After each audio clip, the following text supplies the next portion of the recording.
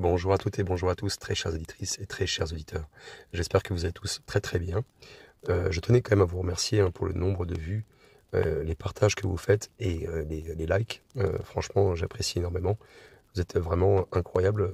Je suis très content. En plus, il y a de plus en plus d'abonnés sur ma chaîne.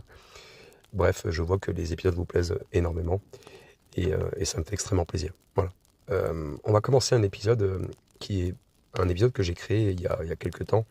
Mais cet article en fait que je vous ai créé, il va essayer d'expliquer un petit peu une certaine hypothèse que moi j'aurais pu avoir, que je peux avoir concernant l'univers. Et bien sûr, je pense qu'il y a d'autres philosophes, des écrivains ou même des penseurs qui ont déjà pensé à cette idée. Mais non seulement moi-même j'y ai déjà pensé, mais en plus j'ai des amis qui m'en ont déjà parlé. Alors pas tous, hein, il y en a très peu que je côtoie qui parlent de ce genre de théorie. Mais c'est vrai que l'idée de se dire que en fait finalement, si on ne peut pas voir ce qu'il y a au-delà de l'univers, peut-être qu'en fait finalement on fait partie d'une entité ou d'un organisme, même si le mot organisme n'est peut-être pas le bon mot. Mais vous allez comprendre l'idée hein, dans cet épisode. C'est très philosophique hein, ce que je vais expliquer dans cet épisode. C'est très voilà, il faut visualiser et c'est sûr qu'il faut avoir l'esprit vraiment ouvert. Donc c'est une autre façon de voir l'univers. Vous allez voir, je vais vous proposer des idées. Je vais essayer de faire des comparaisons avec le corps humain et l'univers. Et vous allez voir qu'il y a pas mal de choses troublantes, en fait. Donc, voilà, je pense que cet épisode-là est très plaisant. Vous allez voir, je vais essayer de rester le plus simple possible, d'accord? Mais il va falloir visualiser avec moi ma pensée. Parce que c'est vrai que c'est pas forcément évident de décrire comment on visualise des choses, quoi. Et d'ailleurs, je tiens à vous le dire, avant de commencer l'épisode, si vous avez la même impression que moi ou la même idée, s'il vous plaît, mettez sur pause, tac, vous mettez le moment où j'étais en train de parler d'un truc, et vous me dites, oui, effectivement, là, t'as raison, j'y ai pensé aussi, ou là, non, en fait, tu te plantes complètement, t'es complètement fou. Mais bon, c'est pas grave. Au moins, le but, c'est de créer un petit échange, quoi. Parce qu'à la fin de l'épisode, je vais vous poser pas mal de questions philosophiques, et donc j'aimerais que vous soyez très nombreux à répondre, ça me permettra de voir de voir un peu vos idées. Allez, donc maintenant, je vous laisse avec l'épisode, je vous souhaite une belle écoute, et n'oubliez pas, hein, si vous appréciez, même en cours de vidéo, un petit like, un commentaire, un partage. Voilà, même un commentaire. Franchement, les commentaires, pour moi, c'est ce que j'aime le plus. Allez, bonne écoute à tous. Allez, donc on va commencer donc l'épisode. Donc il va être assez conséquent, je pense. Hein. On verra si on le coupe en deux ou pas. Alors depuis toujours, bien sûr, l'humanité, elle contemple les étoiles en quête de réponses. Est-ce que nous sommes seuls dans cet immense océan cosmique? Et quelle est la véritable nature de l'univers qui nous entoure? Et surtout, est-ce qu'il y a une signification plus profonde hein, derrière la complexité de son architecture? Vous avez bien sûr certains philosophes, scientifiques et penseurs qui ont avancé une hypothèse fascinante. Et moi-même, j'y ai pensé aussi, même avant que je m'en rende compte que, en fait, c'était une théorie qui avait déjà été développée. Et vous allez le comprendre, bien sûr, dans la suite de l'épisode. Est-ce que l'univers lui-même était une entité vivante? Une forme de conscience, ou peut-être même un organisme bien plus vaste que l'on ne peut pas concevoir en fait. Vous voyez? Donc si l'on considère que la structure même de l'univers, des galaxies au système stellaire, des atomes aux cellules biologiques, des connexions neuronales aux filaments cosmiques, eh bien il y a des similarités troublantes qui émergent. Chaque étoile, chaque planète, chaque nébuleuse semble jouer un rôle qui forme en fait une immense symphonie cosmique, si je peux dire. Mais ce réseau complexe, est-ce qu'il obéit à une simple mécanique aveugle ou cache-t-il une intention, une forme de conscience qu'on ne peut pas comprendre encore, bien sûr, ou même qu'on ne pourra jamais découvrir? Et donc l'idée que nous pourrions être une infime partie d'un organisme bien plus vaste, ça bouleverse bien sûr nos conceptions traditionnelles de la réalité. Elle remet en question la place de l'humanité dans l'univers et redéfinit les fondements même de notre existence. Sommes-nous les cellules d'un organisme cosmique dont nous ne percevons que des fragments?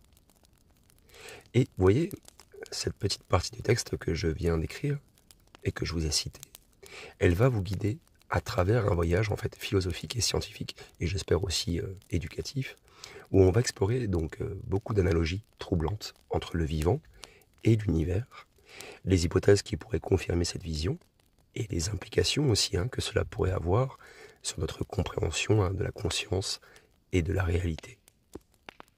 Et donc, tout d'abord, nous allons parler de l'univers, et on va essayer d'expliquer un petit peu comme quoi que c'est une structure qui est étonnamment organisée en fait.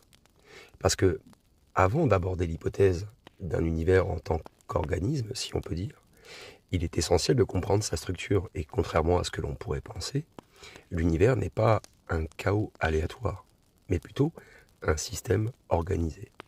Il est régi par des lois précises qui permettent à la matière et à l'énergie de s'assembler en de plusieurs formes complexes. Et donc, pour que vous me compreniez bien, il faut prendre un instant pour comparer cette organisation à ce que nous connaissons déjà. Donc, un organisme biologique est une entité structurée. Elle est composée de cellules qui collaborent pour assurer son bon fonctionnement. Un corps humain, par exemple, il est constitué de trillions de cellules qui sont spécialisées et qui interagissent dans un équilibre subtil. Et donc, à une échelle bien plus grande, l'univers, il semble suivre un schéma similaire. Donc, par exemple, les étoiles, elles jouent un rôle semblable aux cellules énergétiques d'un corps, qui alimentent leur environnement en énergie et en matière. Ensuite, les galaxies elles ressemblent, si je puis dire, à des organes, chacun ou chacune de ces galaxies ayant une fonction et une structure bien spécifiques. Les filaments cosmiques relient les amas de galaxies, et ça fait penser à un réseau nerveux qui sont interconnectés, semblables aux synapses d'un cerveau. Quant aux trous noirs, eux, ils pourraient être comparés au centre de recyclage de l'univers, qui gère un peu la matière et l'énergie d'une manière encore mystérieuse. Et donc, si l'on pousse encore plus loin cette analogie, on pourrait même considérer que l'expansion de l'univers est similaire, écoutez bien, à la croissance d'un organisme vivant, tout comme un fœtus qui grandit et qui suit un programme génétique. L'univers évolue selon des lois précises, comme la gravitation et l'énergie noire qui façonnent son destin. Et donc ces parallèles ne sont pas de simples coïncidences, selon la théorie et selon mes idées. Vous avez de nombreux scientifiques et de nombreux philosophes qui se sont interrogés sur ces similitudes troublantes, qui suggèrent que l'univers pourrait fonctionner selon des principes biologiques à une échelle inimaginable bien sûr pour nous. Alors vous allez voir, on va employer un mot assez technique, mais je ne sais pas si c'est technique, mais en tout cas c'est un mot que je ne connaissais pas. C'est la théorie du panpsychisme. C'est une conscience cosmique. En gros, si l'univers était un organisme, pourrait-il être doté d'une forme de conscience? En fait, le panpsychisme est une ancienne théorie philosophique qui soutient que la conscience est une propriété fondamentale de l'univers. Et donc, selon cette vision, tout ce qui existe possède une forme de perception, même à un niveau rudimentaire. Et donc, cela signifie que la matière elle-même, des particules élémentaires aux étoiles, pourrait contenir des traces de conscience. Et si cette hypothèse est vraie, eh bien alors l'univers ne serait pas forcément, ou pas simplement, une mécanique géante qui fonctionne sans but, mais plutôt un être vivant qui est capable d'une forme de perception globale. Et donc, vous avez certains physiciens et des penseurs modernes, bien sûr, qui ont revisité cette idée sous l'angle de la physique quantique et de la neuroscience. Alors, je vais essayer d'expliquer un peu simplement, mais en gros, vous avez la structure neuronale du cerveau et la structure de l'univers. Elles présentent des similitudes qui sont frappantes. Tout d'abord, vous avez des chercheurs qui ont comparé la répartition des galaxies par rapport aux réseaux neuronaux humains. Et les résultats, franchement, ils sont étonnants. À différentes échelles, les deux systèmes, en fait, ils semblent répondre aux mêmes lois d'organisation. Vous imaginez, c'est quand même incroyable, je trouve. Alors, c'est pas forcément une preuve, mais j'avoue que c'est ultra excitant d'y penser. Et en plus, vous avez un deuxième point que je vais essayer de détailler, c'est que les expériences de la physique quantique, elles suggèrent que la conscience et l'observation influencent la réalité matérielle. Vous voyez? Comme dans l'expérience des fentes de Jung. Et donc cela pose la question, et si l'univers était lui-même doté d'une forme d'observation omniprésente? Et donc voilà, si on va plus loin encore, ça pourrait signifier que nous sommes des fragments de conscience immergés dans un océan cosmique bien plus vaste. Mais bien sûr, cette idée soulève encore une question majeure. Si l'univers est vivant, peut-il avoir une volonté, une intention, ou même une forme de communication? On va essayer de détailler tout cela. Dans cette partie, on va essayer d'imaginer un peu l'univers comme une entité évolutive, une sorte d'apprentissage, un processus d'apprentissage. Vous voyez? C'est un des aspects fascinants de la vie. C'est sa capacité à évoluer, à apprendre, à s'adapter à son environnement. Et donc, si l'univers est un organisme vivant, alors évolue-t-il également à travers le temps? Il y a certains scientifiques qui ont avancé bien sûr l'idée que l'univers pourrait être en train d'apprendre. Vous voyez? C'est un modèle théorique qui explore cette idée. Tout d'abord, le cosmos se complexifie. De la soupe primordiale du Big Bang aux structures galactiques jusqu'à l'apparition de la vie, eh bien, l'univers semble être dans un processus constant d'organisation et d'auto-structuration. Ensuite, l'intelligence universelle. Il y a certains modèles cosmologistes qui suggèrent que des lois naturelles comme la gravité ou la physique quantique pourraient être en fait des règles d'apprentissage de l'univers. Et donc ça lui permettrait de se raffiner, vous voyez, et d'évoluer sur des milliards d'années.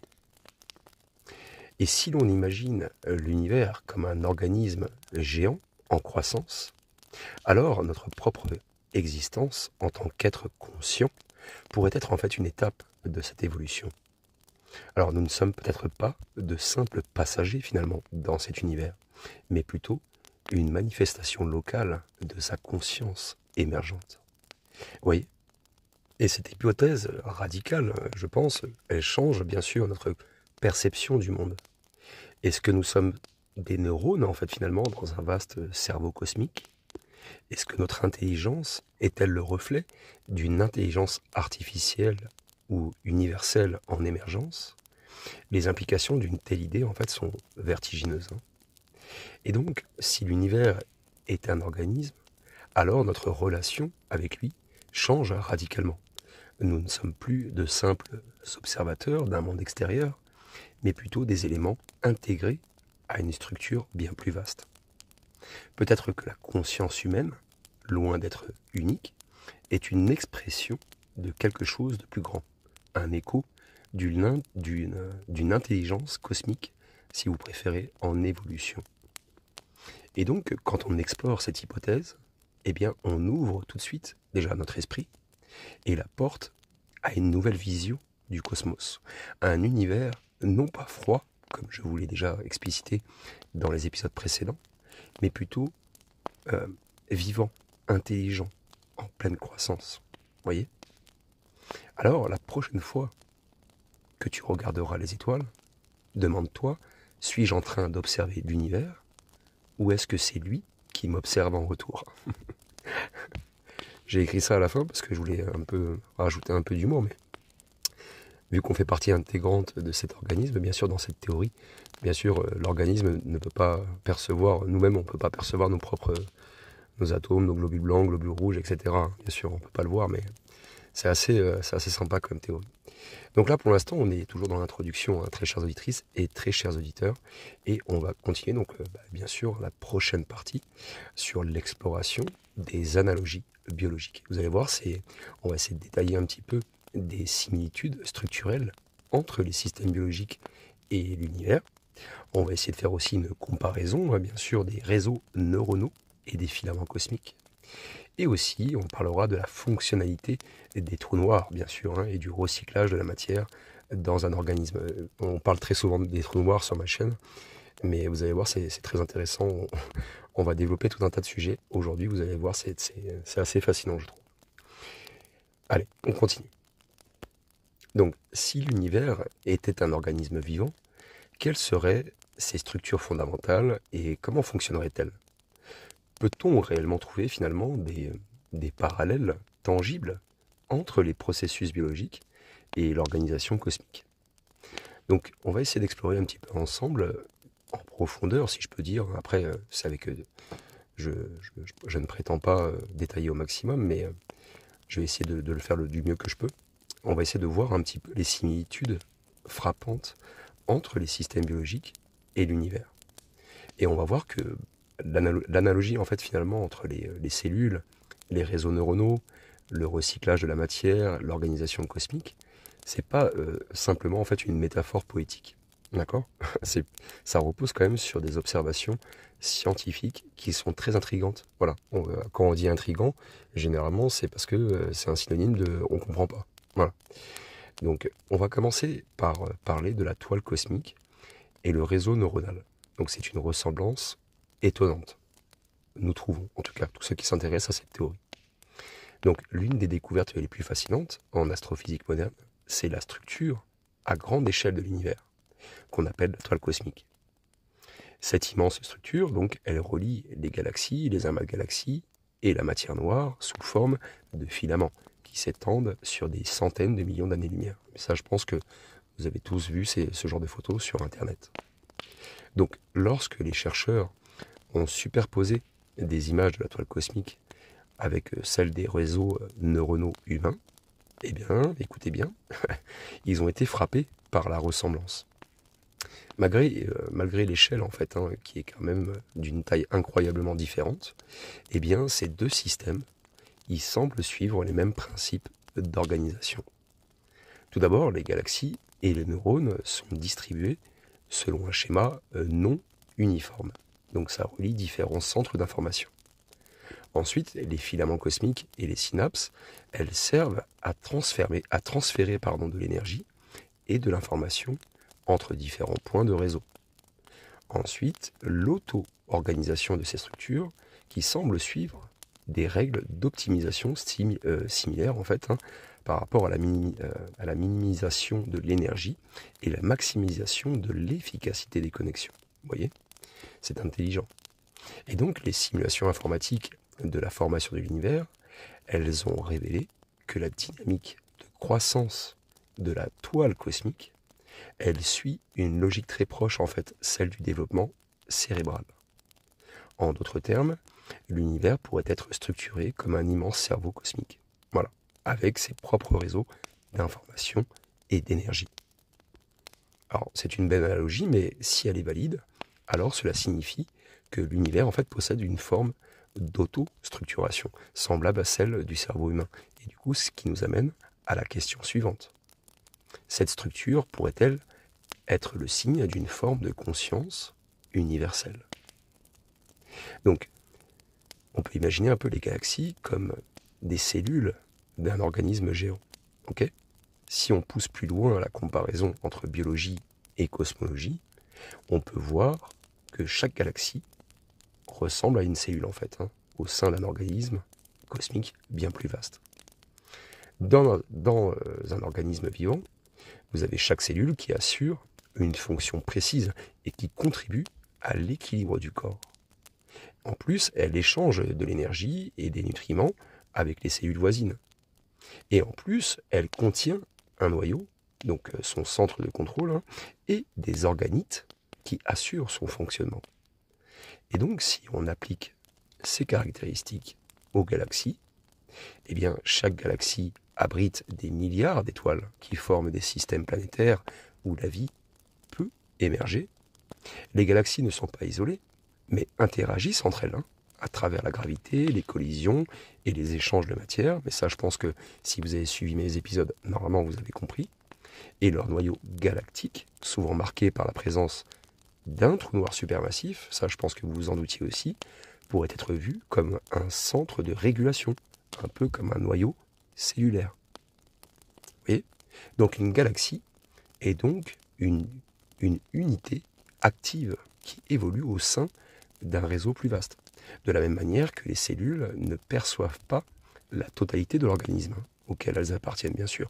Nous ne sommes peut-être qu'un élément infime d'un immense corps cosmique. C'est pour ça que je vous disais tout à l'heure, en début d'épisode, bah oui, même si on était par exemple, si notre univers était un atome par exemple, bah oui bien sûr, l'univers lui-même ne se rendrait pas compte, enfin nous-mêmes en fait, on ne pourrait pas observer l'univers, et puis l'univers ne pourrait pas observer son atome, à moins qu'il ait une technologie bien sûr spécifique. Bon, après là on part dans d'autres théories, mais vous avez vu, c'est très compliqué, vous avez compris l'idée quoi. Alors on va parler des trous noirs bien sûr, hein, très chères auditrices et très chers auditeurs, je sais que vous adorez les trous noirs sur ma chaîne, et donc là, dans cet épisode, ce sont un peu des recycleurs du cosmos. Alors, dans un organisme vivant, certains processus permettent de recycler les éléments inutilisés et de maintenir un équilibre énergétique. Vous voyez ? Dans l'univers, ce rôle, il semble être joué par les trous noirs.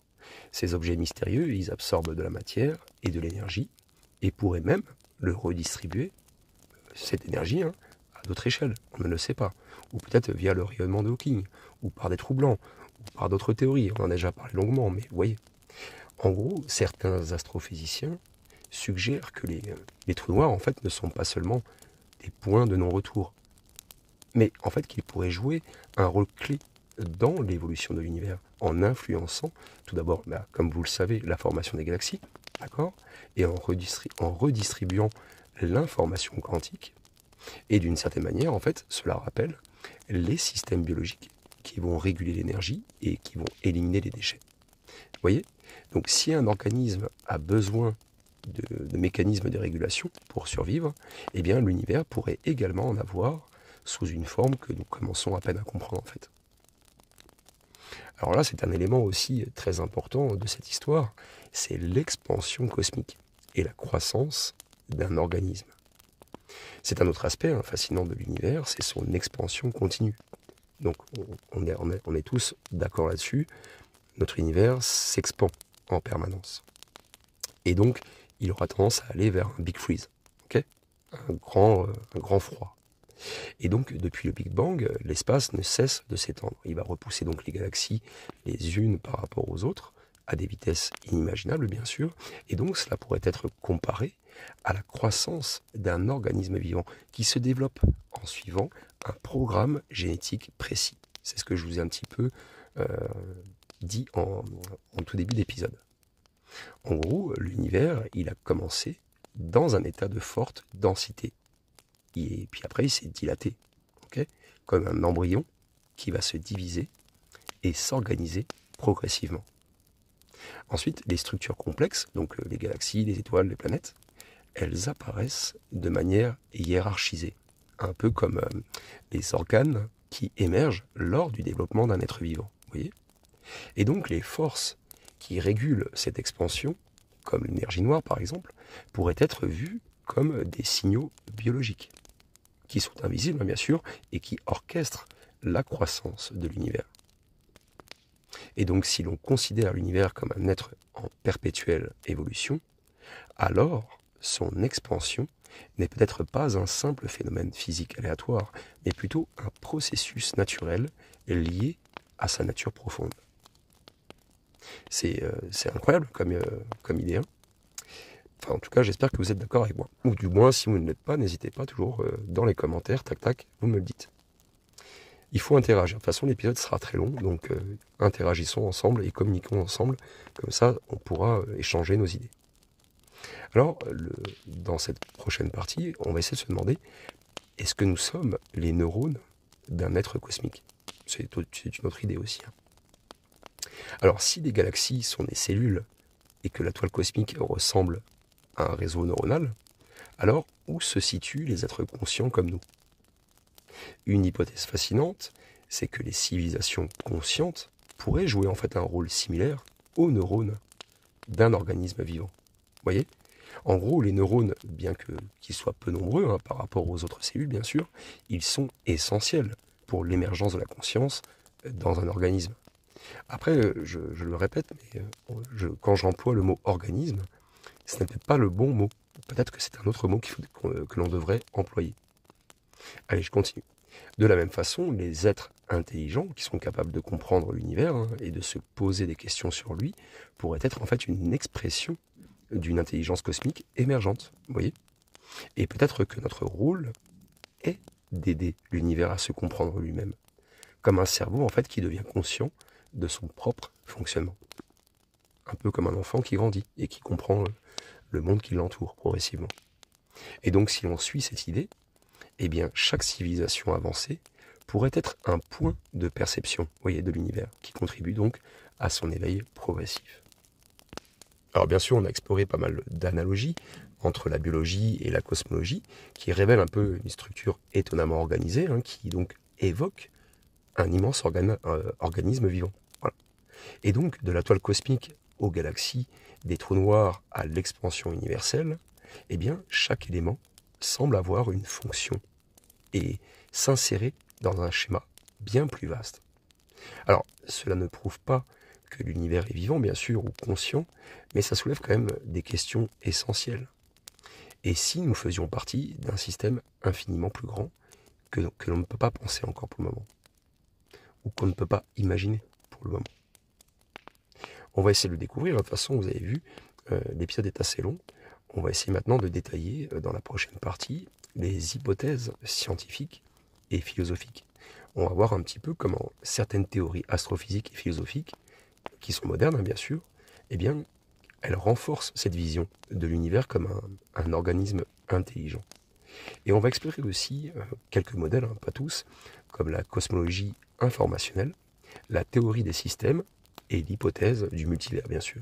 Et donc, vous allez voir, c'est un épisode conséquent, mais on va bien s'amuser. De toute façon, c'est pure philosophie. On est dimanche, on blabla, et j'espère en tout cas que vous serez très nombreux à interagir avec cette vidéo.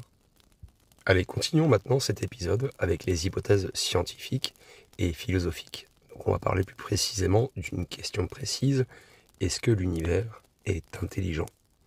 Et donc, jusqu'ici, on a exploré bien sûr les analogies troublantes entre l'univers et un organisme vivant. On a essayé de mettre en évidence des similitudes frappantes avec les réseaux neuronaux, les structures cellulaires, les mécanismes biologiques de régulation et d'expansion. Mais ces comparaisons, bien sûr, ne suffisent pas. Elles ne suffisent pas à prouver que l'univers est vivant et conscient, ou alors l'un ou l'autre, peu importe. Donc pour aller plus loin, on doit examiner ensemble les modèles scientifiques et philosophiques qui pourraient donner un fondement rationnel à cette hypothèse. Donc on va essayer d'explorer un petit peu plusieurs théories qui chacune, à leur manière, suggèrent en fait que l'univers est plus qu'un simple assemblage de matière, sans but bien sûr. Et certains vont même jusqu'à proposer qu'il pourrait posséder donc une forme d'intelligence et peut-être même fonctionner comme un immense système d'information qui auto-évolue, voyez. Alors, on va explorer certaines théories et j'espère que vous serez très nombreux à répondre dans les commentaires si vous êtes d'accord ou pas avec cette théorie. Tout d'abord, la théorie de l'univers holographique. Donc, est-ce que c'est un programme cosmique? J'ai tendance à y penser des fois, cette théorie. Elle a plus tendance à faire partie de mon top 4 ou top 3, vous voyez. Mais voilà, ça me plaît bien, mais c'est pas encore ça. Alors, depuis plusieurs décennies, il y a certains physiciens qui avancent donc l'hypothèse fascinante que l'univers pourrait être un hologramme en fait. Une gigantesque simulation d'informations codées dans une réalité bien plus fondamentale en fait. Et donc, selon cette hypothèse, l'univers que nous percevons ne serait pas réel en fait, au sens classique, mais plutôt une projection d'une réalité sous-jacente, vous voyez, où les lois de la physique en fait émergent d'un niveau bien plus profond d'information. Alors, quels sont les éléments qui appuient cette idée? Mais il y a pas mal d'éléments qu'on pourrait essayer d'expliciter. Alors, je ne vais pas non plus rentrer trop dans le détail, mais j'ai déjà fait pas mal de vidéos qui parlaient de ce genre de sujet, mais je vais quand même vous résumer tout cela. Tout d'abord, vous avez les trous noirs et le problème de l'information, vous voyez. Le physicien Stephen Hawking, il a montré que les trous noirs, en fait, ne détruisent pas complètement l'information qu'ils vont absorber. Ils vont plutôt le coder sous une forme d'hologramme, en fait, sur leur horizon. un peu comme un CD sur lequel vous imprimez certaines choses, certaines informations. Et puis après, avec un appareil, vous pouvez représenter sous forme holographique, 3D, l'information que contient ce CD. Après, vous avez les équations holographiques. Vous avez plusieurs modèles mathématiques qui ont révélé que les lois de la physique, dans notre univers en 3D, peuvent être entièrement décrites en fait par des informations qui sont stockées sur une surface en 2D. C'est un peu ce que je vous ai dit tout à l'heure. Et donc le principe holographique en physique quantique, donc il y a des expériences en mécanique quantique qui montrent en gros que l'information, elle joue un rôle clé dans l'organisation du réel, d'accord? Comme si nous vivions en fait dans une immense base de données dynamique qui s'auto-upgrade à chaque fois. Vous voyez? Et donc, si elle s'auto-upgrade, c'est que ça montre aussi que les informations qui sont upgradées ne sont pas conscientes de la mise à jour. Vous voyez? Elles sont réinitialisées ou mises à jour, et donc elles gardent certainement de la mémoire pour certaines choses essentielles, mais peut-être que nous, vu que nous sommes infiniment petits, eh bien on ne se rendrait même pas compte en fait de la modification de cette mise à jour. Vous voyez? Donc si l'univers fonctionne réellement comme un hologramme, alors ça suggère qu'il n'est pas juste un simple amas de matière en fait, mais c'est plutôt une structure d'information qui est codée selon des principes précis. Et donc ça pourrait impliquer bien sûr qu'il possède une forme de pensée algorithmique et donc aussi une capacité à évoluer selon des règles qui rappellent un petit peu quand même, j'avoue, un programme informatique ou un réseau neuronal qui auto-apprend. Et en plus, vous avez l'intelligence organique qui commence à arriver bientôt là. Vous avez l'IA que tout le monde connaît. Et maintenant, on est en train de penser déjà à l'intelligence organique pour consommer le moins d'énergie possible en fait. Bref, ça fera l'objet d'un nouvel épisode prochainement. Autrement dit, si l'univers est un système d'information, alors nous pourrions être juste des fragments conscients, tout comme des neurones en fait, dans un cerveau humain qui fait partie d'un réseau bien plus grand. Voilà. Maintenant, on va essayer de s'intéresser à la cosmologie informationnelle. Donc, est-ce que l'univers apprend? Vous voyez? Est-ce que c'est un peu une intelligence artificielle qui auto-apprend? C'est une autre hypothèse récente qui est portée par des physiciens, des mathématiciens, comme Seyt Lloyd, donc L-L-O-Y-D, qui propose que l'univers, en fait, n'est pas une simple machine physique, en fait, mais plutôt une machine à calculer de l'information. Vous voyez? Et selon cette vision, chaque événement dans l'univers, chaque interaction entre particules, chaque loi physique pourrait être interprétée comme un processus de calcul, en fait. Et donc, chaque élément qui renforce cette théorie, je vais vous en expliciter quelques-uns, mais vous allez voir que ça fait réfléchir quand même. Tout d'abord, pour ces éléments qui renforcent cette théorie, nous avons les lois de la physique qui semblent être optimisées en fait, comme si elles avaient été apprises par l'univers lui-même au fil du temps. Et bien, vous verrez que si vous cherchez bien, on peut contredire aussi cet argument que je vous donne, bien sûr. Ensuite, vous avez l'évolution cosmique qui suit une logique d'auto-organisation, où les structures, en fait, elles deviennent de plus en plus complexes. Mais ça, encore une fois, vous pouvez normalement me contre-argumenter. Et oui, normalement, vous pouvez le faire. Donc si vous pouvez le faire, faites-le dans les commentaires maintenant. Mettez sur pause et bam, vous me mettez un contre-argument à ce que je viens de dire. Ça fera de l'autocritique.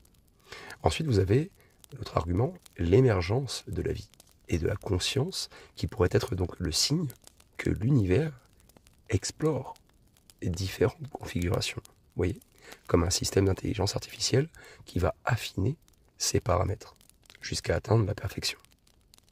Et donc cette théorie, elle suggère que l'univers pourrait être en fait en train d'apprendre et de se complexifier en fait, et même d'évoluer dans une forme de conscience émergente. Et si ça c'est vrai, alors on pourrait être les témoins directs en fait de cette évolution. Et donc de la même manière qu'un cerveau en développement qui améliore ses connexions neuronales à travers l'expérience et l'apprentissage, vous voyez, comme un enfant qui grandit, eh bien l'univers pourrait être en train de raffiner ses propres lois et structures à travers un processus de calcul permanent. Donc ça signifierait que nous ne sommes pas de simples observateurs passifs du cosmos, mais plutôt des éléments actifs d'un immense système en évolution. Donc ça, voilà, on en a fini pour cette théorie-là. On va passer à la suivante, mais je n'acquiesce pas à cette théorie, hein, je vous le dis, mais chacun a son avis. Vous pouvez donner votre avis dans les commentaires. Perso, moi, c'est pas dans mon top 3 celle-là. Voilà, elle fait pas partie de mes théories que je préfère. Ensuite, nous avons la théorie des systèmes, donc l'univers comme un écosystème intelligent. Dans le domaine de la biologie et puis même des sciences complexes, hein, eh bien, la théorie des systèmes est utilisée pour comprendre en fait comment des ensembles d'éléments qui sont interconnectés, eh bien, comment ils peuvent générer des comportements qui émergent et qui dépassent en fait la somme de leurs parties. J'aime bien visualiser ça comme des oiseaux, comme un groupe d'oiseaux qui volent. Vous voyez, il y a un meneur certainement dans le groupe d'oiseaux qui donne une direction, une vitesse, une rotation, un angle précis. Et bien tous les mêmes oiseaux vont faire la même chose et on a l'impression de voir des formes qui se déplacent en même temps. J'aime bien cette image-là, elle est pas mal. Et donc voilà, ça permet effectivement quand on essaie de comprendre en fait ces ensembles d'éléments interconnectés, eh bien on arrive à visualiser un peu comment ça génère des comportements qui émergent en fait, hein, qui sont vraiment une addition en fait de tous les comportements, de toutes les structures en fait. Je ne sais pas comment expliquer ça. C'est très très profond là, ce que j'essaie d'expliquer, mais voilà, je n'arrive pas à expliquer. En gros, quand on l'applique à l'univers, eh bien cette théorie, elle suggère que les galaxies, les étoiles, les planètes interagissent comme un vaste écosystème dynamique et que chaque élément cosmique influence le tout en fait. Donc ça forme un réseau interdépendant qui est semblable en fait au système biologique bien sûr. Et en plus, l'univers il pourrait aussi avoir une métastabilité, vous voyez, un équilibre dynamique qui va lui permettre d'évoluer de manière autorégulée. En d'autres termes, l'univers en fait ne serait pas qu'une mécanique figée, mais plutôt un système vivant qui interagit avec lui-même et qui est capable même de s'auto-organiser en fait, hein, et de s'auto-upgrader. Et donc si l'on pousse cette idée plus loin, on pourrait imaginer que les forces fondamentales de la nature ne sont pas juste des constantes physiques, mais plutôt des régulations qui permettent à ces écosystèmes cosmiques de fonctionner et de s'adapter. Alors on va parler maintenant du multivers, bien sûr, hein, c'est une conscience à plusieurs niveaux. Mais vous allez voir que l'idée est toujours la même et c'est ultra intéressant, je trouve. C'est vraiment une des hypothèses les plus radicales. Hein. Celle du multivers, c'est la plus radicale. Comme quoi que notre univers, en fait, ne serait qu'une partie, une infinité, une partie d'une infinité d'autres, en fait, univers. Et donc ça, si c'est vrai, bien sûr, ça pourrait signifier que notre univers n'est qu'une cellule. C'est ce que j'essaie de vous dire en début d'épisode. Donc notre univers ne serait en fait qu'une petite cellule au sein d'un super organisme encore plus vaste. Les lois de la physique, elles pourraient être différentes d'un univers à l'autre, et puis ça suggère aussi une évolution cosmique à très grande échelle. Et puis même les lois physiques ne sont pas les mêmes dans l'infiniment grand que dans l'infiniment petit. Je pense que les particules se comportent différemment que des superstructures galactiques par exemple.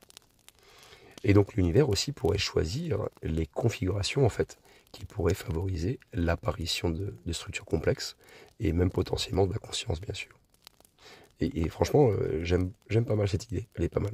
Et cette idée donc elle peut réconcilier, si je puis dire, plusieurs concepts en fait. En gros, si chaque univers du multivers est une tentative, hein, si vous préférez, d'optimisation des lois de la nature, alors nous pourrions vivre dans un univers où la conscience émerge en fait naturellement. Okay, et notre perception de la réalité, elle pourrait être en fait une simple interprétation locale d'un système infiniment bien plus complexe en fait. Hein. On pourrait même pas s'en rendre compte. De toute façon, c'est pour ça que je vous dis, on n'est pas conçu pour s'en rendre compte, biologiquement parlant. Donc le multivers, il ouvre donc la portée à l'idée que à l'idée que on pourrait être en fait une partie d'un méta-organisme en perpétuelle expansion en fait, hein, et en évolution, et du coup qui serait au sein d'une réalité que nous sommes encore loin de comprendre bien sûr, mais que je vous assure qu'on comprendra jamais. Voilà. Je pense que c'est une réalité à mon avis, hein. Il faut se faire une idée, même si je ne suis pas sûr de ce qui pourrait se passer dans 30-40 ans. Mais bon, là on parle de concepts complètement théoriques, SF, mode SF. C'est très philosophique, hein, de toute façon, comme je le dis. Voilà, ce ne sont pas des informations réelles, hein, ce que je dis, c'est de la théorie. Donc, on va essayer de conclure déjà sur cette partie-ci, puis on va continuer avec la suite. Vous allez voir, de toute façon, c'est hyper intéressant. Et j'espère que vous serez toujours aussi nombreux à répondre dans les commentaires et à interagir. Alors, on vient de voir donc pas mal d'hypothèses, hein. Je ne les ai pas toutes données parce que sinon ça serait trop long, mais qui sont issues à la fois de la physique moderne et de la philosophie. Ça suggère que donc l'univers n'est peut-être pas en fait une mécanique aveugle, mais plutôt un système complexe qui est intelligent et potentiellement en évolution, hein, vers une forme de conscience cosmique. Et donc que l'on parle de l'univers holographique, de la cosmologie informationnelle, de la théorie des systèmes ou du multivers, etc., eh bien, il y a une idée quand même qui semble revenir constamment. Et j'espère que vous serez très nombreux à répondre aussi. L'univers, en fait, il fonctionne comme un immense réseau structuré et dynamique, dans lequel, en fait, nous jouons peut-être un rôle ultra profond, ou ultra important, qu'on n'est même pas capable de penser ou de concevoir pour le moment. Mais vous voyez, peut-être qu'on est vraiment en train de jouer quelque chose d'ultra important pour la conception, pour l'évolution de notre univers en fait. Alors ça soulève bien sûr une question essentielle. Si l'univers est un organisme ou une intelligence en évolution, qu'est-ce que cela signifie pour nous en tant qu'être conscient? Même si effectivement notre univers est une cellule parmi cette énorme structure, cette énorme entité, cet énorme organisme, je ne sais pas comment le décrire. Et c'est ce qu'on va essayer d'explorer, j'espère. Enfin, je vais essayer de vous le décrire, c'est pas facile, mais je vais essayer d'expliquer un petit peu les implications, en fait, sur la conscience et la réalité. Vous voyez? Et donc, qu'est-ce que cela change dans notre perception du réel? Est-ce que nous sommes une partie, en fait, d'une intelligence universelle? Et comment cette vision pourrait redéfinir la nature de cette conscience? C'est ce qu'on va essayer de voir dans cette partie-ci, vous allez voir. J'espère que ça vous passionne toujours autant, en tout cas. Et donc, jusqu'ici, nous avons exploré comment l'univers pourrait être structuré comme un organisme géant, en examinant des analogies biologiques, des théories scientifiques, philosophiques, qui suggèrent qu'il fonctionne en fait comme un système d'information, et même la possibilité, hein, d'une évolution cosmique vers une intelligence émergente. Mais bon, ces hypothèses, si elles sont correctes, alors ça soulève une question essentielle bien sûr. Quelles sont les implications pour la conscience humaine et notre perception de la réalité en fait? Parce que si nous faisons partie d'un organisme cosmique, alors sommes-nous simplement des composants inconscients d'un immense système, pardon, ou bien avons-nous un rôle spécifique à jouer dans son évolution? Dans cette partie-ci, de toute façon, vous allez voir, on va essayer d'explorer le lien entre la conscience de l'univers, donc le lien entre la conscience de l'univers et les théories en fait, hein, qui vont suggérer que nous sommes en fait une expression plutôt d'une intelligence universelle, et comment cette vision pourrait en fait transformer notre compréhension du réel. Alors tout d'abord, posons-nous la question, sommes-nous des fragments de conscience cosmique? Ça, c'est l'une des idées les plus fascinantes, je pense, qui émergent en fait, hein, des récentes recherches en physique, en philosophie, de la conscience. Et en fait, en gros, si la conscience n'était pas une simple propriété émergente du cerveau humain, mais plutôt une caractéristique fondamentale en fait de l'univers lui-même. En gros, j'aime bien avoir cette analogie-là, c'est que peut-être que les rêves que nous faisons sont un apprentissage en fait de l'univers lui-même, en fonction de nous. Et vu qu'on est tous interconnectés, eh bien voilà, il apprend de cette façon. Je ne sais pas comment expliquer ça, mais c'est une idée un peu troublante aussi. Alors, bien sûr, il y a plusieurs idées qui s'inscrivent dans plusieurs théories contemporaines. Le panpsychisme, déjà, que je vous ai parlé tout à l'heure, qui postule que toute matière possède une forme primitive de conscience. Ensuite, vous avez la théorie de l'information intégrée, qui suggère que la conscience est liée à la capacité en fait d'un système à traiter et intégrer des informations. Et aussi, vous avez l'hypothèse de la conscience quantique, où il y a certains chercheurs comme Roger Penrose ou Stuart Hameroff qui proposent que la conscience en fait pourrait être enracinée dans des processus quantiques au niveau microscopique, potentiellement liés à la structure même de l'univers. Imaginez par exemple une espèce de filament cosmique au-dessus de notre tête et qui est lié en fait dans le quantique jusqu'à des toiles d'araignée de plus en plus grandes qui constituent l'univers. Et donc j'aime bien cette idée, c'est que même quand on rêve, en fait finalement, ça pourrait être aussi une forme d'apprentissage. Donc si ces théories sont correctes, alors notre conscience individuelle, vous voyez, elle pourrait être une antenne, voilà, qui capte et interprète une forme d'information universelle, plutôt qu'un phénomène isolé en fait. Donc ça signifie que chaque être conscient, donc chaque personne, chacun d'entre nous, n'est pas simplement un individu séparé, mais plutôt une expression locale d'une conscience plus vaste qui englobe tout l'univers. Nous sommes tous interconnectés. Et donc si l'univers est un organisme, alors notre conscience pourrait être un de ces nombreux points d'observation.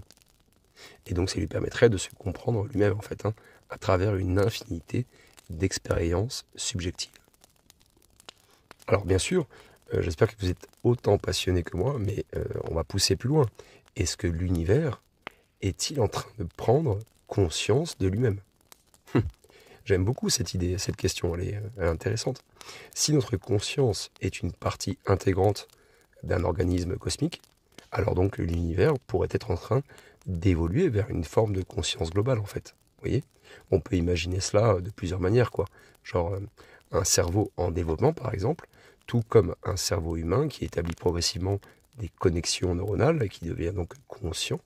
Eh bien l'univers pourrait être en train de construire ses propres réseaux de conscience à travers nous et à travers d'autres formes de vie intelligentes. Voyez. Ensuite, vous avez une intelligence qui est en expansion, bien sûr. Plus il y a de civilisations avancées qui émergent, qui sont conscientes, mais qui émergent dans notre univers et qui communiquent entre elles, et plus l'univers devient autoréférent. Vous voyez ? Il accumule de l'information sur lui-même, en fait. Voilà. C'est simple, mais c'est plutôt cool comme idée, je trouve.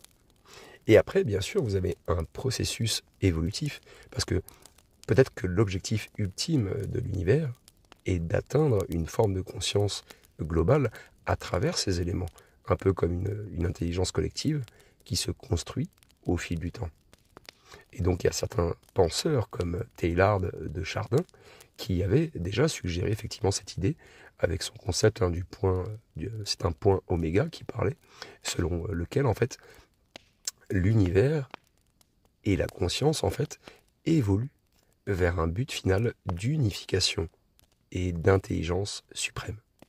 Donc ça, si c'est vrai, eh bien nous serions les témoins d'un processus cosmique en fait bien plus vaste, dont nous ne percevons pour l'instant que des fragments. Mais ça, je pense que vous êtes tous d'accord avec moi, on ne perçoit rien pour le moment. On est tellement insignifiant dans cet univers, on ne comprend rien, et je vous assure que on est très loin de comprendre. Voilà. Donc, je suis désolé d'être cash comme ça, mais oui, je préfère le dire comme ça parce que au moins, je suis honnête avec moi-même.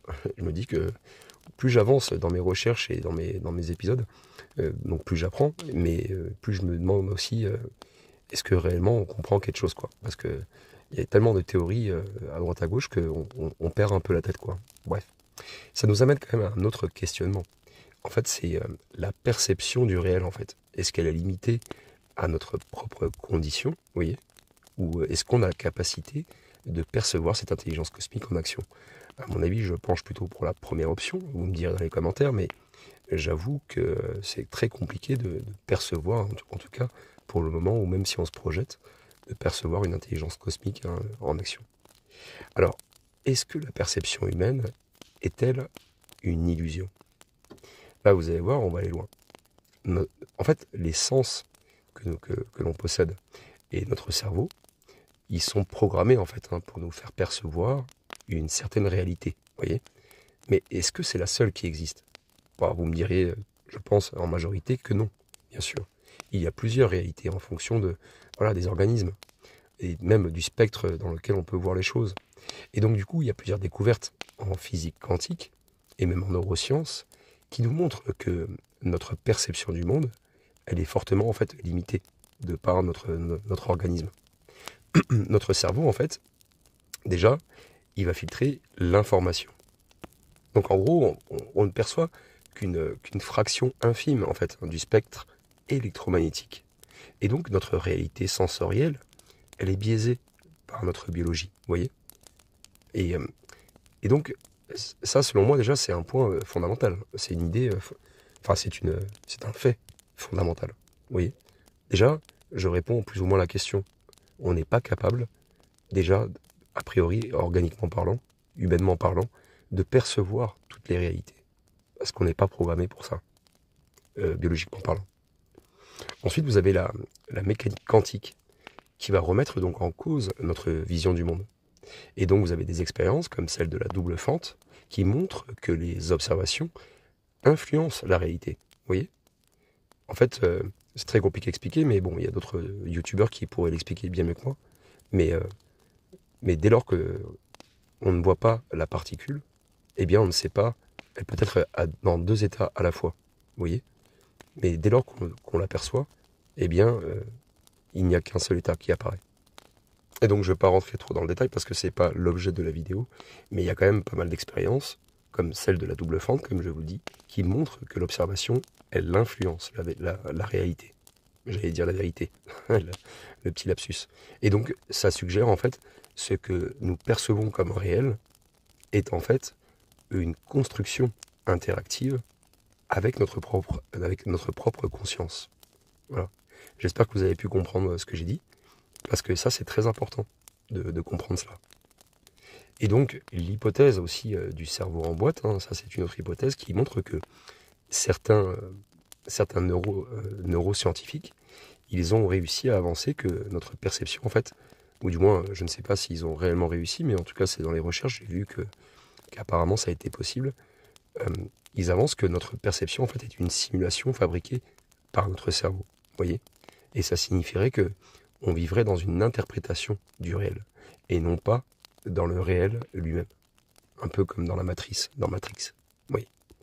Donc si l'univers est un organisme conscient, eh bien notre perception actuelle de la réalité, elle pourrait être aussi limitée en fait qu'un neurone qui essaye en fait lui-même de comprendre l'ensemble du cerveau, ce qui n'est pas possible, puisque le neurone a besoin des autres neurones avec les connexions synaptiales, etc., pour commencer à interagir et voilà. Mais vous voyez que c'est pas possible, quoi.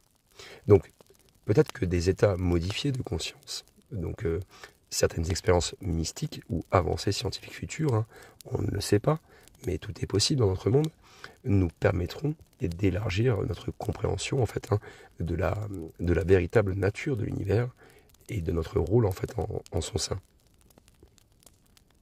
Alors quelles conséquences en fait finalement pour notre existence? Certains pourraient me dire effectivement bon, ok Tony c'est bien, tu nous parles de tout ça, oui mais bon qu'est-ce que ça change pour moi? Alors si l'univers est un organisme en évolution et si nous sommes en partie une partie de sa conscience, alors que signifie réellement notre existence?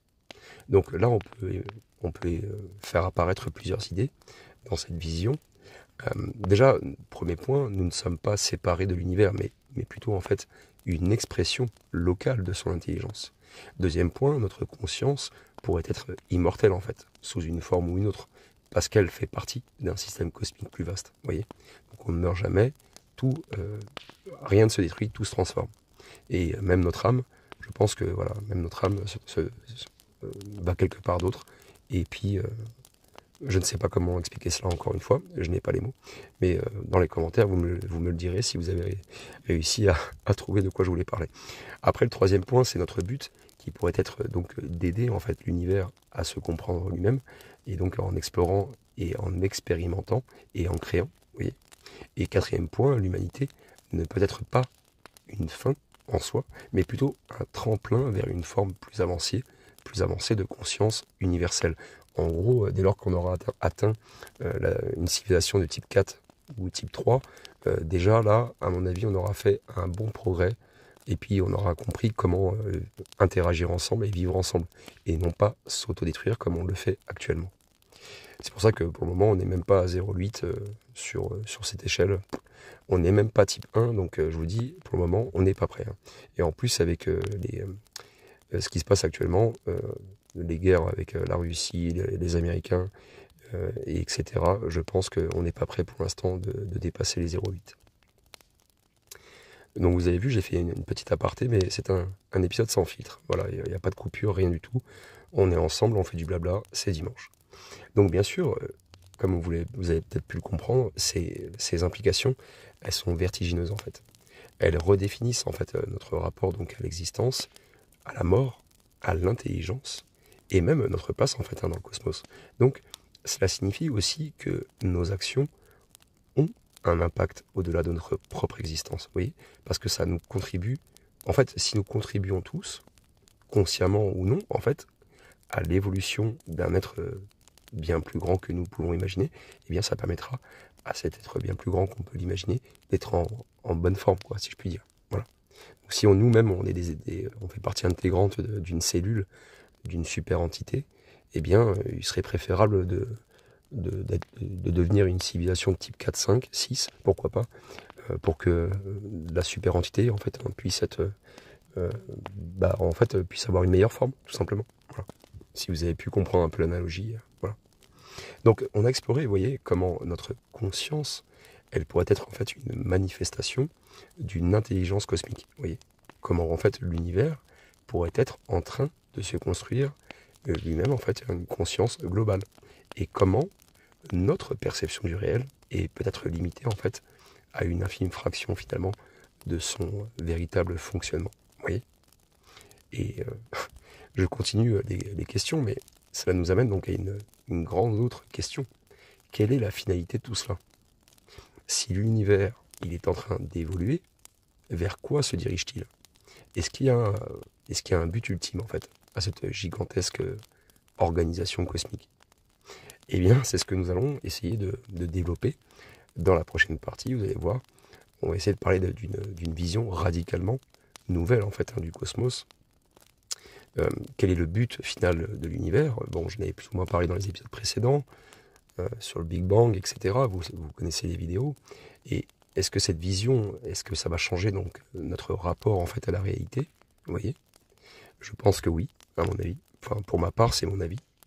Et est-ce que nous sommes les architectes en fait inconscients d'un futur cosmique? C'est une autre question qu'on va essayer de développer dans la prochaine partie. Vous avez vu, hein, on est sur un épisode assez long, mais là franchement, je suis assez motivé pour continuer cet épisode. J'espère que le podcast vous plaît et continuons cette discussion. Bien. Maintenant, après avoir exploré donc les analogies biologiques de l'univers, les théories scientifiques qui le décrivent comme un immense système d'information, si je puis dire, et les implications sur la conscience, eh bien, il est temps de pousser la réflexion encore plus loin. Alors, j'ai un peu la voix cassée parce que j'ai pris une petite pause, parce que j'ai pas arrêté de parler. Alors, si l'univers est un organisme vivant, ou du moins une structure évolutive, hein, dotée d'une forme d'intelligence sous-jacente, eh bien, quelle pourrait être sa finalité? A-t-il un but? Se dirige-t-il vers un état final, une complexification infinie, ou est-il simplement un cycle sans fin de destruction et de renaissance, tel un phénix?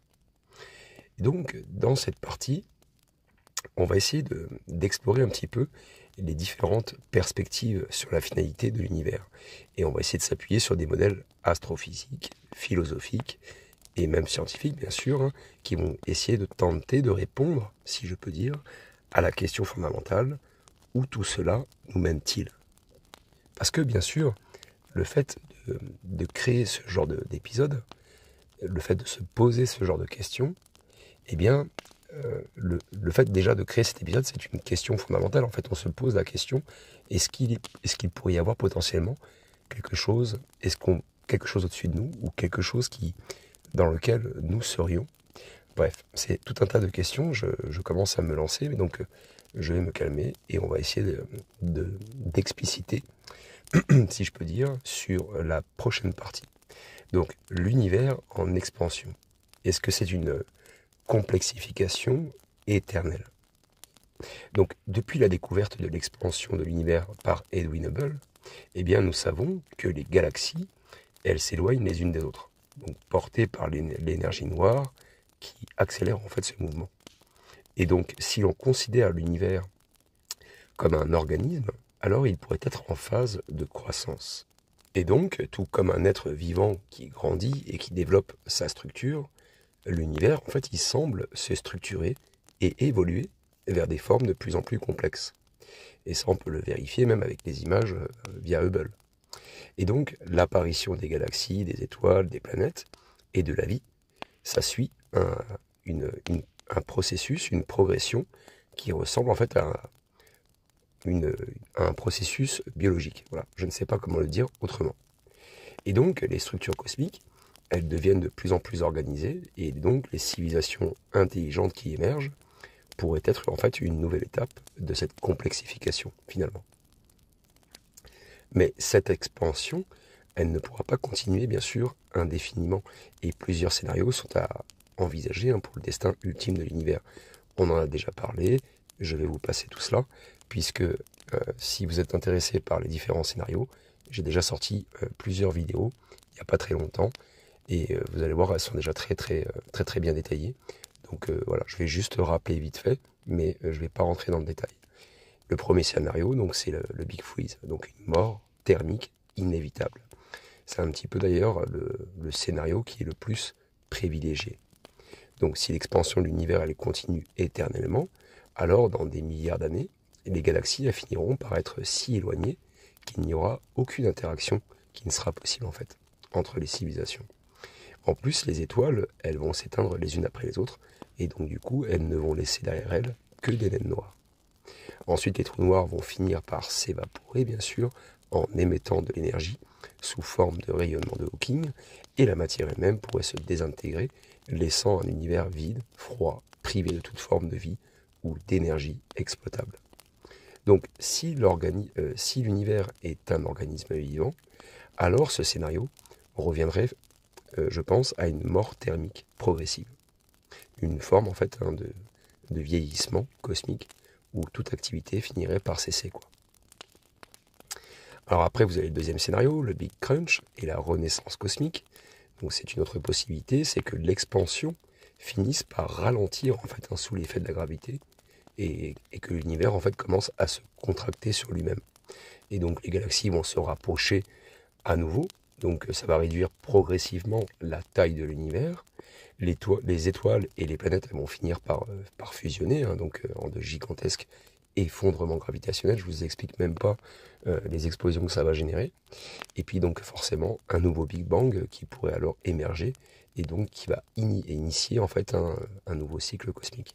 Bon, dans cette vision, l'univers, dans cette vision que j'essaie de développer dans cet épisode, l'univers, il serait un être cyclique, qui passe par des phases de naissance, de croissance, d'expansion, puis de contraction et de renaissance. Et donc c'est un peu comme un battement de cœur, vous voyez, à l'échelle cosmique. C'est un peu l'analogie que j'avais fait dans le premier épisode sur le Big Bang. Et effectivement, c'est une très longue analogie que je vous ai faite la dernière fois, mais ça vaut le coup de l'écouter si vous ne l'aviez pas écouté en tout cas. Donc, un peu comme un battement de cœur à l'échelle cosmique, en fait, l'univers, il vivrait en fait des respirations successives, vous voyez, où chaque cycle donnerait naissance à une nouvelle version de lui-même. Alors, si cette hypothèse est correcte, alors l'univers pourrait être immortel finalement. Il traverserait donc des cycles infinis de mort et de renaissance, comme un phénix, un peu comme une cellule qui va se diviser aussi pour donner naissance à une nouvelle génération. Voilà. Le troisième scénario, c'est une transformation vers un état supérieur. Il y a certains physiciens et certains philosophes qui propose en fait une idée encore plus radicale. Donc c'est que si l'univers n'était qu'une étape vers un état supérieur d'existence. Donc il y a certains modèles théoriques qui suggèrent que l'univers pourrait évoluer en fait vers une forme bien plus complexe, où même les lois de la physique elles-mêmes changeraient progressivement. Vous voyez. Ensuite, vous auriez l'émergence de la conscience et de la technologie avancée, et ça pourrait être donc un indice que l'univers est en train de se transformer, et peut-être aussi que l'objectif final est d'atteindre un état de conscience cosmique absolu, vous voyez, où toutes les civilisations et les formes d'intelligence eh bien, fusionneraient en une entité unique. Alors si l'on suit cette idée, alors notre rôle en tant qu'être humain ne serait pas simplement d'exister, mais plutôt de contribuer à cette évolution universelle, en cherchant à comprendre et à transformer donc notre réalité. Maintenant, on va essayer de se pencher sur la conscience cosmique. Est-ce que c'est un objectif ultime ou pas? L'idée en fait d'un univers qui est en train de prendre conscience de lui-même, c'est une hypothèse fascinante qui a été développée par plusieurs penseurs bien sûr, notamment Teilhard de Chardin, David Bohm et John Wheeler. Et donc l'idée principale c'est la suivante. En gros, l'univers il pourrait donc évoluer vers une intelligence universelle, où toutes les formes de conscience se rejoindraient pour former une entité globale. Ensuite, notre conscience individuelle pourrait être une partie fragmentée de cette intelligence cosmique qui est en développement. Et en plus, plus la complexité et l'interconnexion des êtres conscients augmentent, ok, donc plus il y a d'émergence de civilisations avancées, et plus l'univers en fait devient autoréférentiel. Et donc il est conscient de son existence. Et donc John Wheeler, donc c'est un théoricien, un physicien, qui a même proposé l'idée en fait d'un univers participatif où en fait l'existence même du cosmos dépendrait de l'observation consciente. Donc si on ne l'observe pas, il n'existe pas. Donc ça signifierait que nous ne sommes pas de simples spectateurs, mais plutôt des acteurs qui influencent directement l'évolution de l'univers. Et en plus, l'apparition de civilisations intelligentes, elle pourrait être une étape essentielle finalement dans la prise de conscience de l'univers lui-même. Voyez ? Et donc si cette hypothèse est correcte, alors nous ne sommes pas isolés dans l'univers mais plutôt une manifestation d'une intelligence à en devenir, voyez, qui cherche à se comprendre à travers nous. Alors, sommes-nous les architectes d'un futur cosmique? Si l'univers était un organisme en croissance, alors quelles sont les prochaines étapes de son évolution? On peut imaginer bien sûr plusieurs scénarios, par exemple une unification progressive des consciences. Donc en gros, à mesure que l'intelligence artificielle et la communication entre civilisations avancées va s'améliorer, eh bien on pourra assister à la fusion de différentes intelligences en un réseau universel. Voyez ? Ensuite, l'exploration et la colonisation de la galaxie. Ça, c'est quand on sera en type 1 ou type 2. Non, du moins, on commencera à coloniser la galaxie, je pense, en type 1, mais on n'y parviendra pas avant d'atteindre le type 2, je pense. Et donc, si l'humanité ou d'autres civilisations parvient à maîtriser les voyages interstellaires, donc d'étoile à étoile, eh bien, cela pourrait donc accélérer l'échange d'informations et la structuration de l'univers. Vous voyez ? Et donc après, vous avez aussi la modification des lois physiques, bien sûr, parce que dans un futur extrêmement lointain, donc j'ai l'habitude de faire des podcasts là-dessus, sur des podcasts scientifiques, enfin, de science-fiction, je vais y arriver, qui se projettent un peu dans 1000 ans, 2000 ans, 100 ans, peu importe. Essayer d'imaginer une technologie qui pourrait exister plus tard. Et c'est vrai que y a des civilisations qui pourraient être capables de restructurer l'espace-temps et donc de créer de nouveaux univers artificiels qui vont donc transformer la nature même du cosmos. Ou même d'ailleurs, comme je le dis souvent dans mes podcasts, on peut très bien aussi penser à l'intelligence artificielle. Donc on va développer des mondes virtuels en fait, où on préférera plutôt vivre dans un monde virtuel pour économiser de l'énergie plutôt que de vivre dans le monde réel. Et donc, voilà. Mais bon, tout ça, j'en ai déjà parlé dans les épisodes précédents. Libre à vous de regarder si vous le souhaitez. Donc, bien sûr, dans cette vision, nous ne sommes pas simplement des passagers de l'univers, mais plutôt des constructeurs potentiels de sa prochaine phase d'évolution. Vous voyez, on parle toujours de l'entité 1.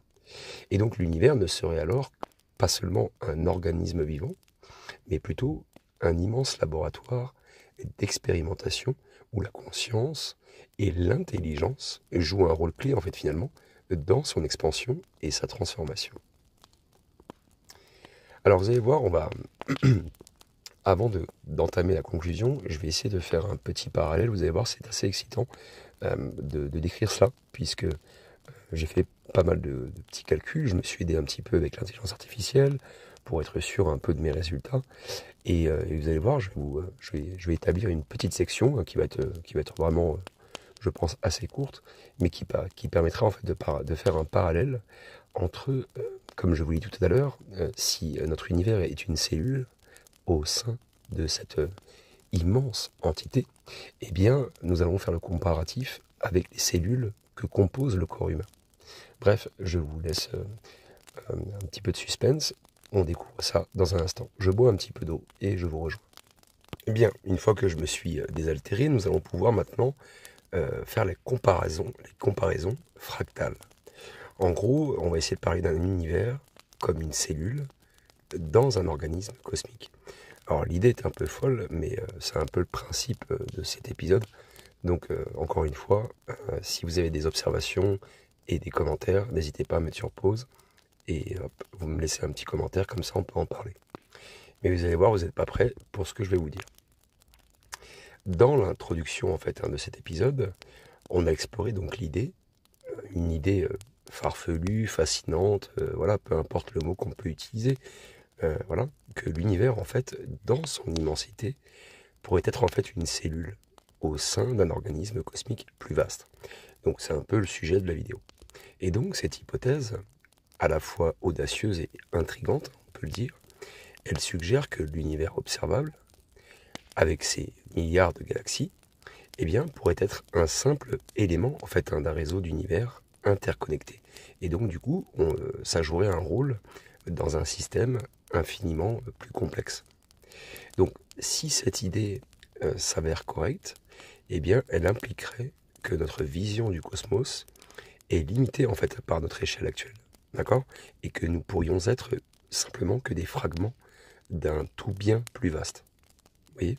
Tout comme une cellule qui fait partie intégrante d'un organisme.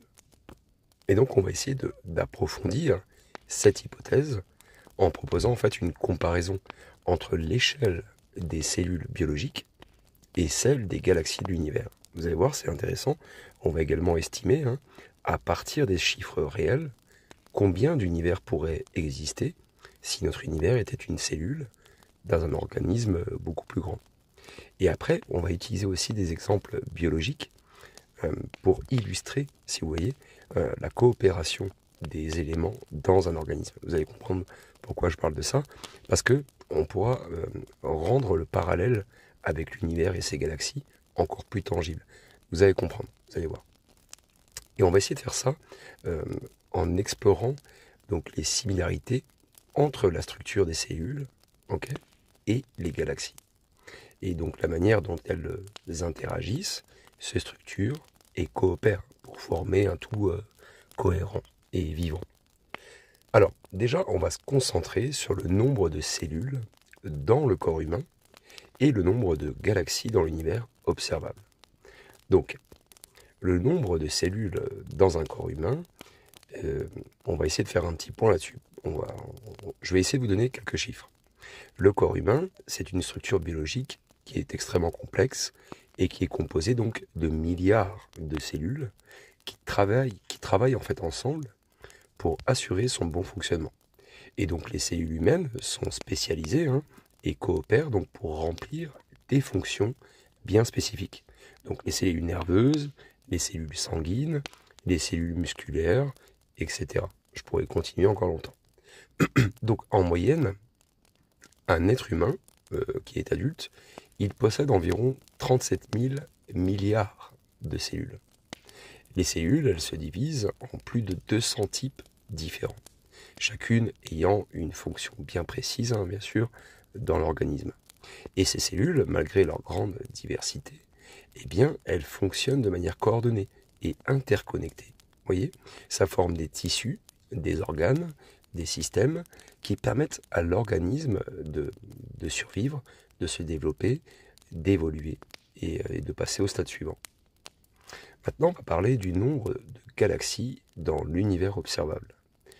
L'univers observable, quant à lui, c'est un ensemble d'innombrables galaxies qui s'étendent sur des milliards d'années-lumière. Okay, chaque galaxie est donc constituée de milliards d'étoiles, de planètes, de nébuleuses, de matière noire. Et donc, actuellement, les astronomes, ils estiment qu'il y a environ 2000 milliards de galaxies dans l'univers observable, et chacune contenant entre 100 milliards et 1000 milliards d'étoiles.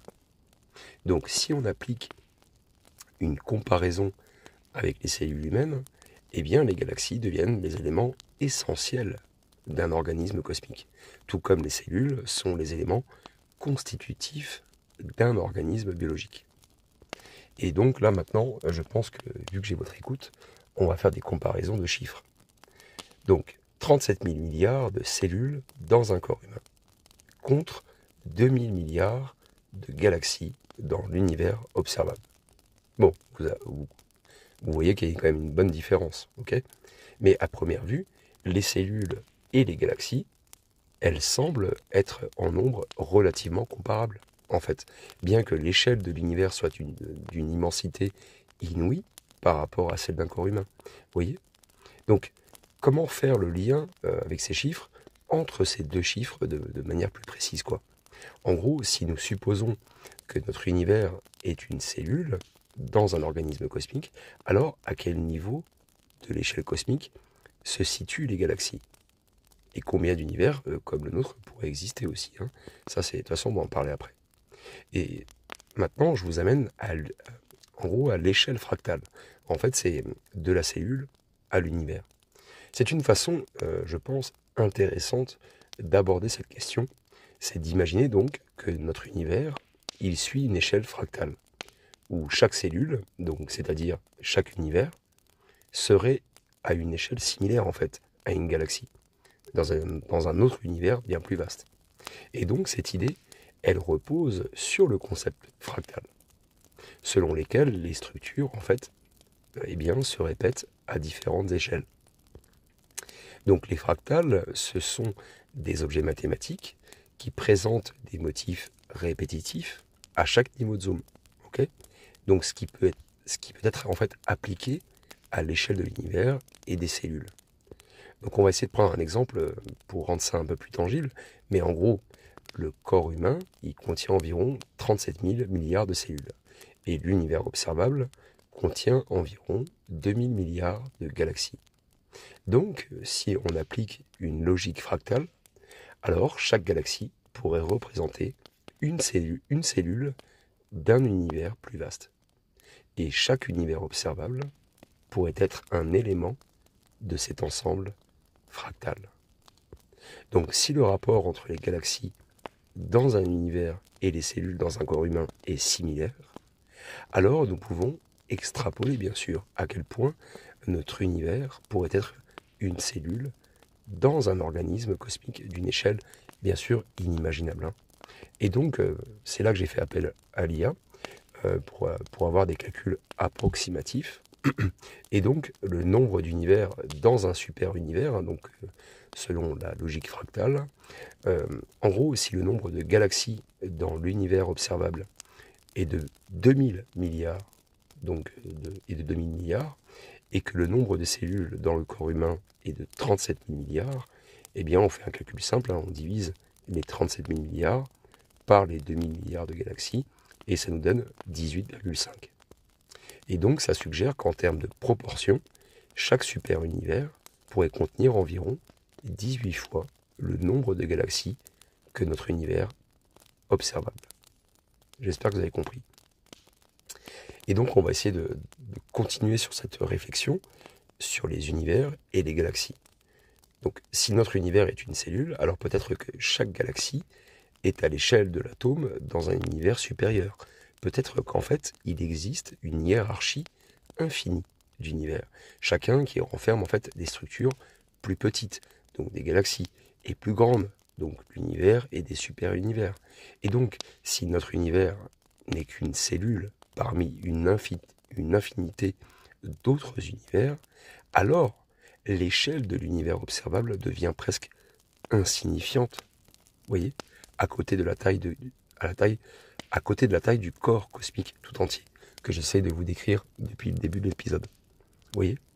Donc j'espère que vous avez pu comprendre cette réflexion, puisque c'est pas facile d'expliquer. Voilà.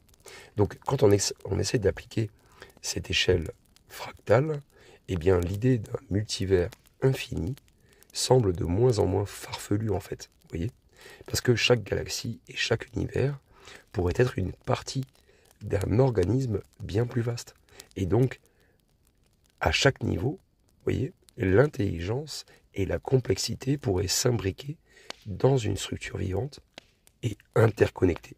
Je perds ma voix, je vais boire un coup et je vous reprends juste après. Et oui, très chères auditrices et très chers auditeurs, c'est un podcast pur. Il n'y a pas de filtre. Bon, je coupe de temps en temps parce que voilà, j'ai besoin de boire un coup comme tout le monde. Mais j'avoue que c'est un podcast très long et c'est tellement passionnant que j'ai même plus envie de m'arrêter, quoi. Bref, donc du coup, nous allons continuer sur la coopération cellulaire et galactique. Vous allez voir que je vais pousser encore plus le sujet sur, en gros, l'organisation en fait du cosmos. Parce que pour renforcer les analogies que je vous ai déjà données, on va dire précédemment, entre les cellules biologiques et les galaxies, eh bien, il est essentiel de comprendre comment les cellules coopèrent au sein d'un organisme vivant. Et donc cette coopération, elle est fondamentale pour le bon fonctionnement de l'organisme, tout comme les galaxies, elles jouent un rôle bien sûr dans le développement de l'univers, et donc les cellules humaines ne sont pas isolées. Elles travaillent ensemble pour former des tissus, des organes, des systèmes, etc. Et donc elles communiquent entre elles grâce à des signaux chimiques, électriques, et cette interaction, ça permet donc à l'organisme de fonctionner comme un tout cohérent. D'ailleurs, si vous avez compris un petit peu ce que j'ai dit il y a quelques secondes, selon vous, à quelle partie du corps correspond les trous noirs? Voilà. Dites-le moi en commentaire, on ne sait jamais, si vous suivez l'épisode encore à ce moment-là. Alors de même, bien sûr, les galaxies, elles interagissent à une échelle cosmique, puisqu'elles attirent mutuellement à travers la gravité, ce qui mène à des collisions et des fusions de galaxies. Ensuite, ces interactions, elles permettent de redistribuer de la matière, d'accélérer la formation de nouvelles étoiles et de créer aussi des structures complexes comme des superamas de galaxies. Et puis après, les galaxies, tout comme les cellules, elles suivent bien sûr des règles universelles qui régissent leur comportement collectif. Et donc ça crée une organisation cosmique dont on ne peut pas comprendre encore pour l'instant les rudiments, hein, bien sûr. On n'y est pas du tout, quoi. Donc, quand on extrapole un petit peu cette coopération, si je puis dire, des galaxies à celle des cellules du corps humain, eh bien, on pourrait imaginer que l'univers fonctionne comme un organisme où chaque galaxie, tout comme chaque cellule, bien sûr, hein, joue un rôle spécifique et donc contribue à l'équilibre global, en fait, hein. Et donc, l'unité, vous voyez, de l'univers, tout comme celle d'un corps humain, eh bien, il dépend de la collaboration de ces éléments constitutifs. Allez, on va essayer de conclure sur cette petite partie avant la conclusion, parce qu'il est quand même temps de finir cet épisode. Alors, on a exploré quand même, à travers des calculs, des analogies, en gros, que l'idée que notre univers, en fait, pourrait être qu'une cellule, en fait, hein, au sein d'un organisme cosmique bien plus vaste, et donc les chiffres qui révèlent un parallèle fascinant, je vais essayer de vous expliciter, de vous rappeler un petit peu les faits, c'est que le nombre de galaxies dans l'univers observable est donc à peu près, hein, je peux vous l'accorder, comparable au nombre de cellules dans un corps humain. Ok, il y a une bonne différence, je peux vous l'accorder, mais bon, j'extrapole. Et si on applique à une échelle fractale cette théorie, eh bien chaque univers pourrait être donc une cellule dans un super univers beaucoup plus grand. Encore. Voilà. Et donc, en outre, la coopération, bien sûr, il faut que je le dise, la coopération des galaxies, tout comme la collaboration des cellules humaines, eh bien, ça semble suivre des principes d'organisation systémique, vous voyez. Et en plus, c'est quasiment pareil. Voilà. Donc cette hypothèse, quand même, j'avoue, elle invite à repenser notre place dans l'univers. Et on n'est peut-être pas simplement des spectateurs d'un cosmos sans but, mais plutôt des éléments d'un tout interconnecté, vous voyez, vivant, dynamique et en constante évolution. Et peut-être que, tout comme une cellule, dans un corps humain, eh bien, nous avons un rôle à jouer, dans l'évolution de l'univers, même si on n'en perçoit encore que les fragments, quoi. Voilà. Bon, vous avez vu, l'épisode était extrêmement très long, et donc du coup, nous allons conclure cet épisode de suite. Allez, commençons donc la conclusion, une nouvelle perception de la réalité. Et donc, déjà, tout ça, j'aimerais quand même vous dire merci à vous si vous êtes encore là sur cet épisode, si vous écoutez encore l'épisode, le podcast. Franchement, merci à vous, GG à vous, parce que je peux vous l'accorder. C'est peut-être pas forcément, ça dépend de la voix que je peux avoir, ou est-ce que l'ambiance vous convient. Peut-être que le sujet vous plaît, mais que le crépitement du feu ne vous plaît pas. Donc je ne sais pas encore, mais en tout cas, dites-le moi dans les commentaires. Et merci à vous, en tout cas, si vous êtes toujours là à m'écouter. Bien, on va conclure donc cet épisode. Alors donc oui, vous l'avez vu, hein, on a exploré quand même une hypothèse fascinante et vertigineuse, celle d'un univers qui ne serait pas un simple ensemble de matière et d'énergie en expansion, mais plutôt une entité organisée, interconnectée et potentiellement vivante. Et donc on a vu que les structures de l'univers, elles ressemblent étrangement aux structures biologiques, que les galaxies interagissent aussi, hein, comme les cellules dans un organisme, et que certaines théories scientifiques et philosophiques, elles suggèrent aussi que l'univers pourrait être doté d'une intelligence ou même d'un processus évolutif conscient. Mais alors, si cette hypothèse est correcte, qu'est-ce que cela signifie pour nous? Comment cette vision transforme-t-elle notre rapport à l'univers, à la conscience et à notre propre existence aussi? Et donc, on va essayer de récapituler un petit peu les éléments clés. Et parce que bon, voilà, l'épisode est très long, donc je me doute bien que vous ne retenez, on ne peut pas tout retenir. Donc je vais essayer de récapituler un petit peu tout ce qu'on a parlé, le plus brièvement possible, hein, ne vous inquiétez pas. Et on va réfléchir aussi aux implications profondes, et donc ouvrir la discussion dans les commentaires, je l'espère, sur la nature réelle de la réalité. Alors, on va faire un récap donc des grandes idées. Tout d'abord, au fil de cet épisode, on a exploré donc plusieurs angles qui soutiennent l'hypothèse d'un univers vivant. Et donc l'univers et la biologie, hein, donc c'est comme une étrange ressemblance, si on peut dire. L'univers, en fait, c'est pas un chaos aléatoire, en fait, mais plutôt une structure organisée, avec des galaxies interconnectées, je vais y arriver, comme des cellules dans un organisme. Et donc, pareil, les trous noirs, ils pourraient donc jouer le rôle de recycleurs dans ce grand système, et donc tout comme les lysosomes, par exemple, dans une cellule, par exemple. Donc c'est pour ça, tout à l'heure, dans l'épisode, je vous avais un petit peu soufflé. Selon vous, qu'est-ce que pourrait être un trou noir dans cette entité vivante? Eh bien, ce sont des lysosomes dans une cellule. Voilà. Et donc l'expansion cosmique pourrait être vue comme un processus de croissance qui est similaire en fait à celui d'un être vivant qui se développe. Alors bien sûr, il y a des théories qui renforcent cette hypothèse. La cosmologie informationnelle, elle suggère que l'univers, en fait, c'est un gigantesque processeur d'informations, en fait, hein, qui est similaire en gros à un réseau neuronal. Et aussi la théorie du multivers qui ouvre donc la possibilité que notre univers soit une simple cellule dans une structure encore plus vaste. Et aussi le panpsychisme qui propose que la conscience est une propriété fondamentale de l'univers et non un phénomène qui émerge, qui est isolé, hein, des êtres vivants.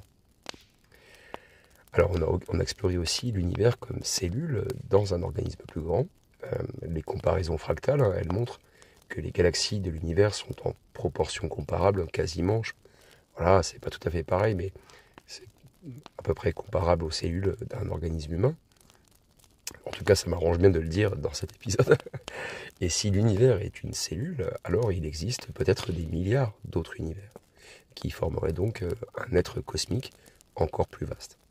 Et donc la coopération entre les cellules et les galaxies, elle montre aussi un schéma universel d'interconnexion et de collaboration. Alors si nous ne sommes pas simplement des observateurs d'un univers sans âme, ok, eh ben, il y a quand même des éléments actifs d'un organisme cosmique et, et ça change radicalement en fait notre vision du réel. Je vais vous expliciter ça de suite. Je me suis peut-être un petit peu mal exprimé, mais je commence à être fatigué. En gros, si nous sommes une partie d'un système plus grand, donc tout comme une cellule ne perçoit pas l'organisme entier auquel elle appartient, eh bien, nous ne percevons qu'une fraction infime de la véritable nature du cosmos. Ensuite, notre conscience, elle pourrait être connectée à un réseau bien plus vaste, bien sûr. Parce que si l'univers est un système d'information intelligent, alors nos pensées, nos émotions, nos expériences pourraient être en fait des fragments d'une conscience plus large. Et ensuite, notre rôle pourrait être bien plus important que nous le pensons. Peut-être que nous avons une fonction spécifique dans ce grand organisme cosmique, tout comme chaque cellule a un rôle à jouer dans un corps vivant. Et donc cette idée elle pourrait également changer notre rapport à la vie et à la mort. Si nous ne sommes qu'une partie d'un système conscient, alors notre existence ne s'arrête peut-être pas à notre corps physique, vous voyez, mais continue sous une autre forme dans cette immense structure interconnectée. Et peut-être aussi que notre esprit est une sorte de signal, vous voyez, qui interagit avec l'univers, bien après la disparition, bien sûr, de notre enveloppe matérielle. Alors, est-ce qu'on est en train d'éveiller l'univers lui-même? Si l'univers est un organisme en croissance, alors peut-être que l'apparition de la conscience est une étape de son évolution. Notre intelligence, notre science, notre technologie, elles pourraient être des outils qui permettent à l'univers de mieux se comprendre lui-même. Et plus nous développons des modèles avancés sur la physique, l'astrophysique, la biologie, etc., et bien plus nous construisons une image détaillée du cosmos. Et donc ce qui pourrait être en fait une forme d'introspection universelle. Et puis sommes-nous les neurones d'un être cosmique en éveil? C'est une autre question. Donc vous voyez, cette hypothèse radicale suggère que chaque civilisation intelligente, elle contribue à la prise de conscience de l'univers. Et donc ça forme un immense réseau de perception cosmique qui s'étend à travers l'espace et le temps. Allez, on a bientôt fini, je vous rassure, la nature de la réalité est une illusion ou un processus à en devenir.